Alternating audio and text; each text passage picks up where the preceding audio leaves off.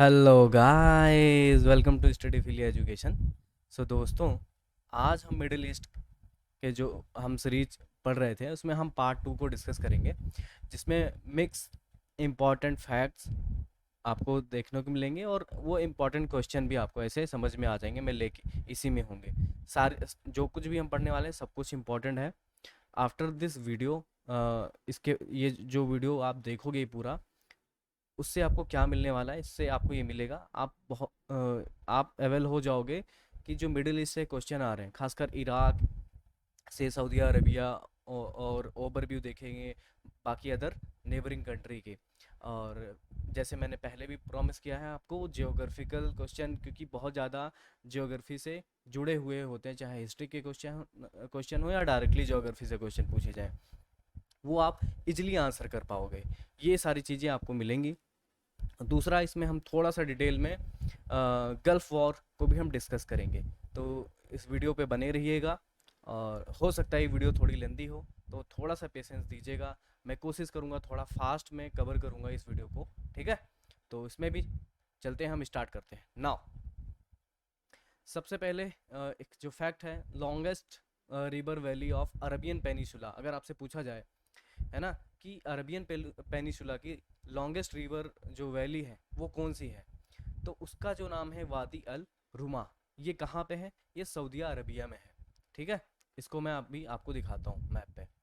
ये है, ये एक तरीके से वादी अल रुमा का मैप है। ये अरबियन पेनिसुला है, ठीक है? तो ऑब्वियसली ये बात है कि सऊदी अरबिया में पूरा नहीं है, कुछ पार्ट जो है इराक में भी है इसका, है ना, वादी अल रुमा का। इसकी मैं पिक्चर भी दिखाता हूँ। ये एक अरबियन पेनिसुला का लॉन्गेस्ट रिवर वैली है, इसीलिए मैं अरबियन पेनिसुला बोल रहा हूँ, ना कि सऊदी अरबिया, है ना?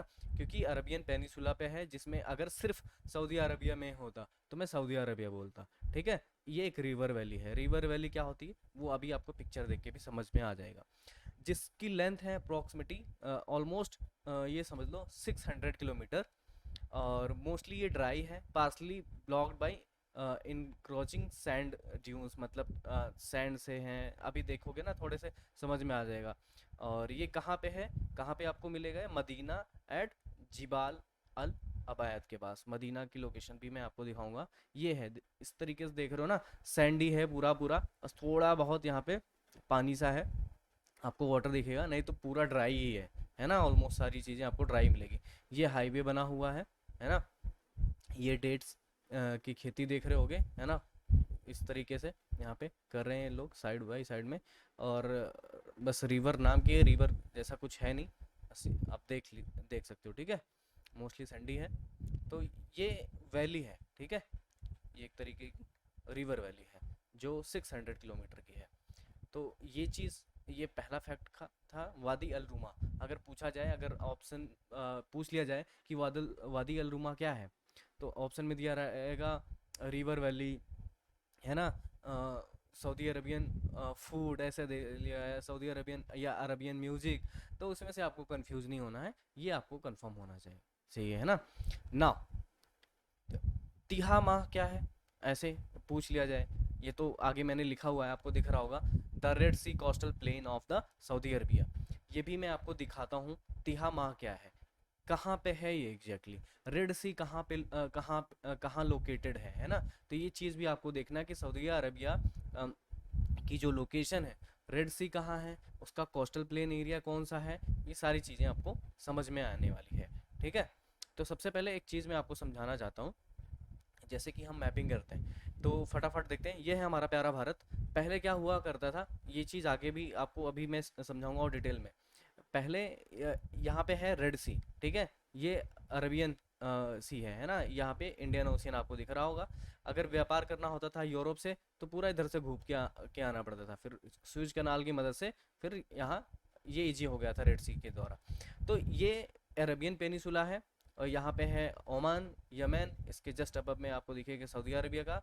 तो यहाँ से यहाँ तक, ये जो यहाँ पे अभी दिखाऊंगा मैप पे, ये जो है कोस्टल एरिया, इसी को तिहा माह बोला गया है ना, तिहा माह। तो ये इसको इस तरीके से देखेंगे अभी। सुएज कैनाल छोड़िए, आ जाते हैं तिहा माह देखते हैं। तो पहले तो आप सऊदी अरबिया का ये मैप देख लीजिए। है ना, ये अरबियन पेनिसुला है। जैसे मैंने बताया था वर्ल्ड की लार्जेस्ट पेनिसुला है ये। ये है अरबियन सी, मैंने बताया था। इंडिया से अगर आप आओगे तो यहाँ पे गल्फ ऑफ एडन मिलेगा, है ना, सोमालिया के पास। और फिर ये है पूरा रेड सी, है ना। ये कुछ फेमस शहर हैं, जाजैन, है ना, ये है मक्का, और मदीना आपको मिलेगा, जो कि रिलीजियस प्लेस है और इस्लाम धर्म में बहुत ही इम्पोर्टेंट है इसकी। तो ये यहीं पे है ना। और जो अभी हम बात कर रहे थे अ, उस किसकी बात कर रहे थे, ये सॉरी, वादी अल अल रुमा की, सॉरी। तो ये यहाँ से यहाँ तक ऐसे फैला हुआ है, ठीक है, 600 किलोमीटर में ना। तो ये यहाँ पे ये ऐसे अभी आपको दिखाता हूँ कोस्टल एरिया, जो प्लेन जिसकी हम बात कर रहे हैं। मेका और मदीना भी आपको माइंड में ध्यान रखना है। इस तरीके से भी आप सऊदी अरबिया को, और रियाद, ये भी आपको याद रखना है, ठीक है। चलो आगे, आगे समझते हैं आगे के मैप में थोड़ा। तो ये जो रेड कलर का मार्क है ना, यहाँ पे थोड़ा सा है, ये थोड़ा और स्ट्रेच होगा आगे की मैप में, दूसरे मैप में ये दिखाता हूँ ना। ये है तिहामा प्लेन, ये जो प्लेन है यहाँ से यहाँ तक पूरा, है ना। इसी को, ये रेड सी है, ये तिहामा प्लेन, ये अरबियन पेनिनसुला मैंने बता ही रखा है, तिहामा प्लेन को इंडिकेट कर रहा है रेड लाइन। यही है प्लेन, यही है कोस्टल एरिया प्लेन, जो आपको समझना है, ठीक है। यहाँ पे ओमान है, यमन है, ये आपको देखना है कौन कौन सी कंट्री बॉर्डर लगाती है अरबियन पेनिसुला के साथ। आगे भी हम देखेंगे अभी इसको डिटेल में। आप ये कंफ्यूज मत होइएगा, आपको मतलब ये मत सोचिएगा कि अभी क्लियर नहीं हो रहा, आपको पूरा क्लियर होने वाला है, एक एक चीज़ समझ में आने वाली है, ठीक है। तो ये तो मेरी गारंटी है, आप ज्योग्राफी से छूटोगे नहीं, ठीक है, कुछ भी नहीं छूटने वाला आपका। तो हम गल्फ के इसके लिए मैंने आपको बता दिया, जनरली ये कोस्टल प्लेन एरिया है अरेबियन पेनिनसुला का। और ये कहाँ तक है, गल्फ ऑफ अकाबा, ये जो आपको दिख रहा है ना, ये यहाँ पे रेड सी, यहाँ पे जाते हो, यहाँ से आप जाओगे स्यूज ऑफ कनाल में, जाओगे ना, ऐसे ही ये ये है गल्फ ऑफ अकाबा। ये आप ध्यान रखिएगा, अभी एक मैप में दिखाता हूँ यहाँ पे। ये भी है, ये मैंने ग्रीन मार्क, यहाँ तक ये जो मार्क है ना, पूरा यही तिहामा है, ठीक है। यह है मदीना, यह है मेका, ये चीज़ आप देखते रहिएगा, ये है रियाद, ठीक है। चलो एक बारी आप सभी लोग कमेंट में मुझे ये बताओ, सऊदी अरबिया की कैपिटल क्या है, जल्दी से, ठीक है। ये है गल्फ ऑफ सुएज, ये गल्फ है, ठीक है। Gulf of Aqaba, gulf of Suez, आगे आपको मिल जाएगा सुएज कैनाल, है ना। हम आगे बहुत अच्छे से समझने वाले हैं सुएज कैनाल को, तो नो वरी फैक्ट के लिए। तो अब आते हैं वापस से अपने फैक्ट्स पे, है ना। चिनहाई लेक, है ना, लार्जेस्ट लेक इन चाइना। आप कहोगे यार सर आप पढ़ा रहे थे मिडिल ईस्ट, चाइना में कहाँ आ गए। सुनो सुनो, ऐसी बात नहीं है। जो मुझे लगा कि चाइना, जो आपकी मैम पढ़ा रही हैं, पढ़ा ही रही हैं, हो सकता है कुछ उन्होंने छोड़ा हो जो बहुत इंपॉर्टेंट हो जोग्राफिकल एस्पेक्ट से, जो मुझे लगता है कि पढ़ाना चाहिए, तो मैंने ऐसे क्वेश्चन ले लिए हैं इसमें, है ना, ताकि वो कवर हो जाए। तो ये जो लेक है ना, चाइना की लार्जेस्ट लेक है, आपको पता होना चाहिए। अगर ये चीन हाई लेक पूछ लिया जाए, है ना, कहाँ की लार्जेस्ट लेक है, तो वहाँ पे ऑप्शन दिया हो चाइना, जापान, है ना। चलो जापान, अगर आपने पढ़ा हो तो जापान का जो फेमस लेक है उसका नाम बताएं। ऐसे ही ऑप्शन दिया रहेगा चाइना, जापान, कोरियन पेनिनसुला पे है, ऐसे, या नॉन ऑफ द अबव। तो आपको जब राइट आंसर पता होगा तभी, तो इसलिए इंपॉर्टेंट लगा, तो इसलिए मैंने इसको यहाँ पे डाल दिया। Now Suez canal nationalise on July 26 1956 में। अगर आपसे पूछ लिया जाए सुएज कैनाल को नेशनलाइज कब किया गया था, तो आपका आंसर, एटलीस्ट डेट तो ना याद रखो, ईयर जरूर याद कर लो, 1956। अब इसको ऐसे रिलेट करो कि देखो, चाइना चाइना ने कब एक्यूपाई किया तिब्बत को, 1950 में, है ना। ऐसे याद रखो। अब क्या होता है, और देखो, नॉर्थ कोरिया और साउथ कोरिया के बीच में, नॉर्थ कोरिया ने साउथ कोरिया पे इन्वेट कब किया था, कब से कब तक की इन दोनों में बीच में लड़ाई चलती रही, 3 साल चलती रही, है ना। 1950 से अराउंड लेगो 1953 तक अराउंड चली है पूरी लड़ाई। तो ऐसे हो गया, तो उसके 3 साल बाद यूँ समझ लो, ये जो इवेंट हुआ 1956, है ना, 56 में क्या हुआ, सुएज कैनाल को इधर नेशनलाइज कर। आपको पूरा वर्ल्ड हिस्ट्री आपको आपके माइंड में होना चाहिए कि अगर यहाँ नॉर्थ कोरिया साउथ कोरिया के बीच में उस टाइम पे क्या चल रहा था, तो अदर जगह इसी टाइमलाइन पे क्या चल रही थी, है ना, मिडिल ईस्ट में क्या चल रहा था, यूरोप में क्या चल रहा था, इस तरीके से आप डेट को याद रख सकते हो। नहीं तो आप कभी नहीं रट रट नहीं सकते, रट के आपको कभी याद नहीं होने वाली है चीज़ें। तो अब आ जाते हैं सुएज कैनाल पे। जैसे मैंने बताया था, इसकी ज़रूरत क्यों पड़ी सुएज कैनाल की और किसने बनाया, ये मैं पहले भी डिस्कस कर चुका हूँ, बट मैं अभी भी बताऊंगा इसके बारे में थोड़ा और, ठीक है। सपोज मुंबई से व्यापार करना होता था, यूरोप को यहाँ पे अपना सामान भेजना होता था, तो पहले इनको पूरा इधर से अटलांटिक ओशियन को पूरा पार करके इंडियन ओशियन में 7 समुंदर पूरा पार करके आते थे यहाँ पे, है ना। तो तब इंडिया से आके व्यापार करते थे। तो ये बहुत ही लॉन्गेस्ट रूट था, समझ रहे हो कितने माइल का, आप देख रहे हो 12,300 माइल को पूरा, अगर किलोमीटर में देखें 19,800 किलोमीटर का पूरा सफ़र करके आना पड़ता था। जब स्विच कनाल को बनाया गया यहाँ पे अटलांटिक ओशियन से मेडिटेरेनियन सी से होके स्विच कैनाल जो जो बनाया गया, है ना, धरती का हिस्सा जो था उसको काटा गया, है ना, फिर जोड़ दिया गया किससे, रेड सी से। रेड सी से होके आप आ गए अरेबियन सी, अरेबियन सी से सीधे मुंबई पहुंच गए आप लोग, है ना, वेलकम टू मुंबई। तो यहाँ पे अब इसका सफ़र जो है देखो कितना कम हो गया, बहुत ज़्यादा, 7,200 माइल ही रह गया।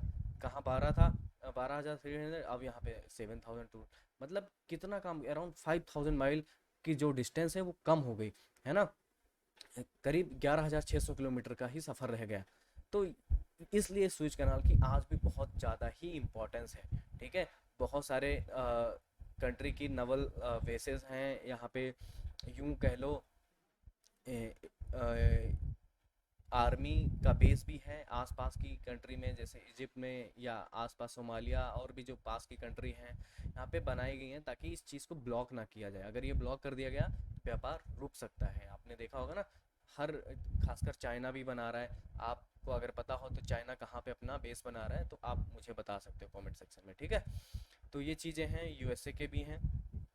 यहाँ पे पायरेट्स हैं, सोमालिया के पायरेट्स बहुत फेमस हैं। व्यापारी लुटेरे जहाज़ों को लूटते थे, तो इनसे भी बहुत सारी लड़ाइयाँ चली थी, जिसमें बहुत सारी कंट्रियाँ मिलके अपनी हेल्प कर रही थी, जैसे सऊदी अरबिया, इंडिया, यूएसए, बहुत सारी कंट्रियाँ मिलके हेल्प कर रही थी इन सोमालिया, ये जो पायरेट्स थे इनसे, ये जो समुद्री लुटेरे यूँ बोल सकते हो, है ना, तो इनसे अपना बचाव करते थे। ये तो रही बात pirates and all Suez canal की। अब बनाया किसने वो भी हम देखें। अभी यहाँ पे स्विच कैनाल यहाँ से ऐसे देख सकते हो, कौन कौन सी कंट्री हैं वो भी आप देख सकते हो, जैसे इजिप्ट का देख रहे होगे, है ना। तो ये पूरा है यहाँ पे, तो ये बिलोंग किसको करता है, ये इजिप्ट को ही बिलोंग करता है, ठीक है। स्विच कैनाल, है ना। तो ये चीज़ आपको देखना है। और आगे आगे बढ़ते हैं थोड़ा और, स्विच कैनाल की बात और देख लेते हैं थोड़ा सा। तो ये है स्विच कैनाल, ये पूरा जो बनाया गया है ना। पोर्ट पोर्ट शायद है यहाँ पे, लेक मंजाला है, ये सारी चीज़ें, ये किसको जोड़ता है, मेडिटेरेनियन सी को। अगर आपसे पूछ लिया जाए स्विच कैनाल किन दो बड़ी वाटर बॉडीज़ को जोड़ता है, तो आप किन दो सी को, किन दो वाटर बॉडीज़ को जोड़ता है, ये आपको पता होना चाहिए। मेडिटेरेनियन और रेड सी को कनेक्ट करता है कौन, स्विच कैनाल। ऐसे भी क्वेश्चन आपसे बन सकता है। तो अब स्विच कैनाल के बारे में और मैं बताऊं, ये एक आर्टिफिशियल सी लेवल वाटरवे है। मैंने बताया था कि ये जो रास्ता था, न्यू कर लो, लैंड को काट के बनाया गया है, ठीक है। और किसको कनेक्ट कर रहा है, मेडिटेरियन सी को और रेड सी को, through the isthmus of Swiss. Isthmus of Swiss आपने देखा होगा, है ना, स्थमस ऑफ सुइज। तो इस इसके थ्रू, है ना। तो ये है सिनाई पेनिसुला, आपको पूरा दिख रहा होगा। तो ये चीज़ आपको समझ में आया ना।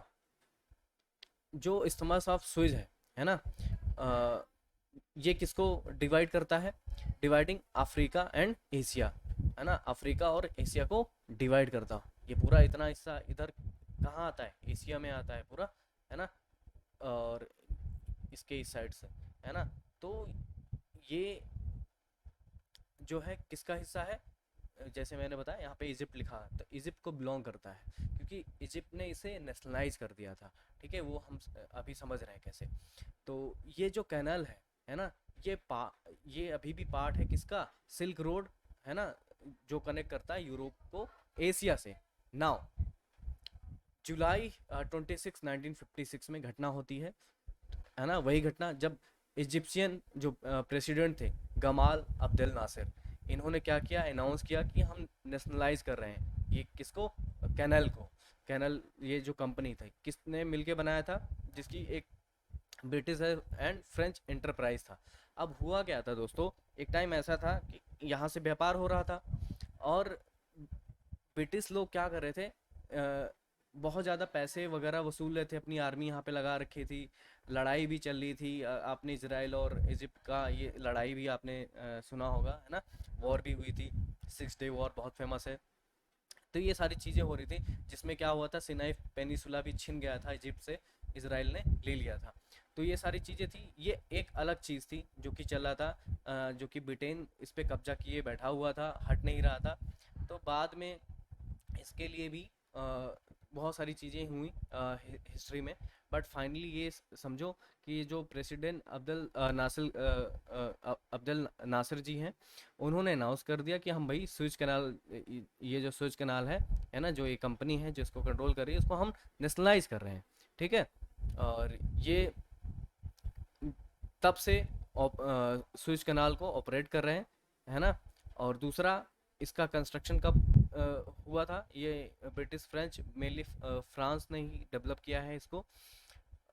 इसको ऑपरेट कर रहे थे कब से, स्विच कैनाल को, जब से इसका कंस्ट्रक्शन हुआ था 1869 से 1956 तक, ये लोग अपने कंट्रोल में रखे थे, यूरोपियन पावर के हाथ में था स्विच कैनाल। और जब से नेशनलाइज कर दिया गया, तब से इजिप्ट इसको कंट्रोल करता है और अच्छा खासा व्यापार है ना, अच्छा खासा पैसा आता है। सिंपल सी बात सोचो, जैसे आपने देखा होगा, इसको इस तरीके से रिलेट करो, जब आप कहीं ट्रेवल करने